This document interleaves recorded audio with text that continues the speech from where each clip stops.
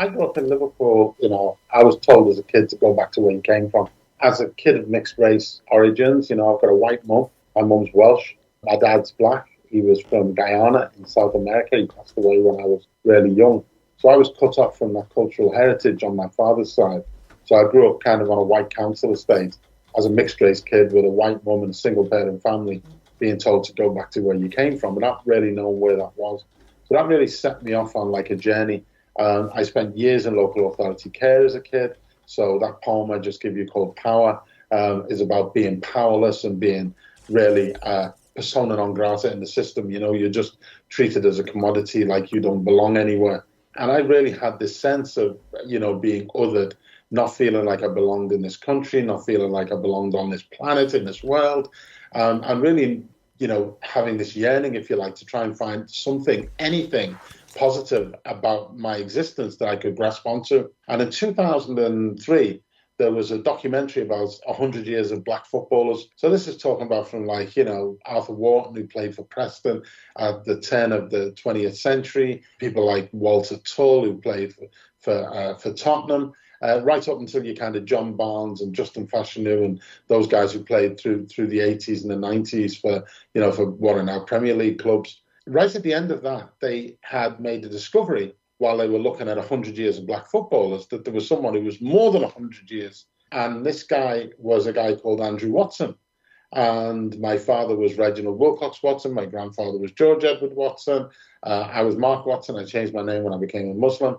And as a consequence of this Watson name, and this guy coming from Demerara, like my father, and there was pictures of him because he was a sporting celebrity of the 19th century. And he looked just like me. And I thought, I wonder if he's related to me. And this is an incredible guy who not only played football as a black footballer in Britain during the Victorian era, but he captained the Scottish national side.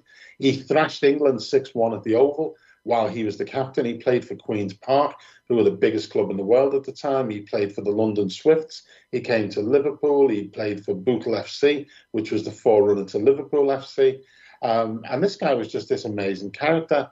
Now, he was born himself of a woman who had been born enslaved, and his father was a slave merchant called Peter Miller Watson.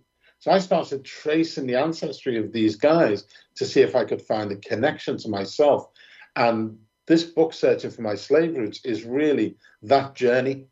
And what I uncovered in the course of my research was this epic tale of empire, which linked me genealogically through enslavement and colonialism to a guy called Samuel Sambach, who was the mayor of Liverpool, High Sheriff of Denbighshire, and through his wife's family, who were the Robertsons, who were from a place called Kendaka in Scotland, and some of them from Orkney. They were linked in to Andrew Watson. They were aunties and uncles of the footballer Andrew Watson.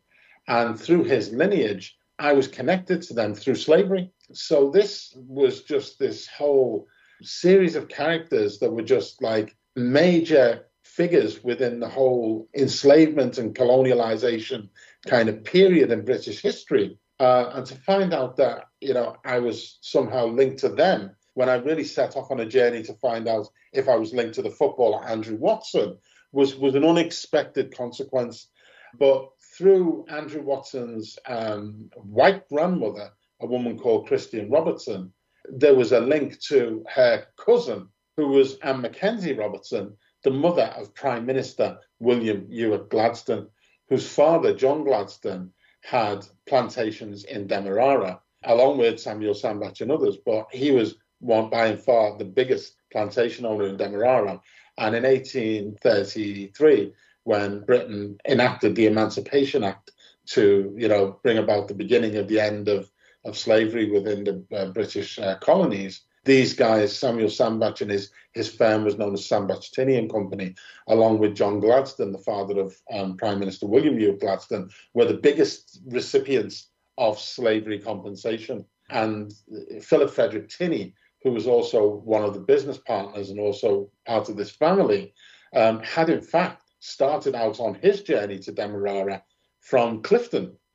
He'd lived in Clifton with a family called the Mertons, one of whom, Anthony Mertons, was actually not only a big slave trader from Clifton in Bristol, but he also was a colonial governor in Demerara, a position that Philip Frederick Tinney later took up. And we did some research in Bristol and found a lot of connections to this family from Bristol as well.